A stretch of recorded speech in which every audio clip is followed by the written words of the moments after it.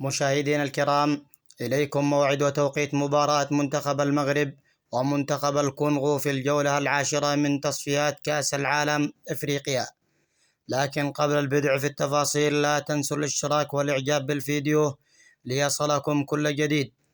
يستقبل منتخب المغرب نظيره منتخب الكونغو في الجولة العاشرة من تصفيات كأس العالم إفريقيا، وسيواجه منتخب المغرب منتخب الكونغو اليوم الثلاثاء 14 أكتوبر 2025 في تمام الساعة 8 مساء بتوقيت المغرب وتونس والجزائر، وفي تمام الساعة 10 مساء بتوقيت السعودية ومصر والعراق واليمن.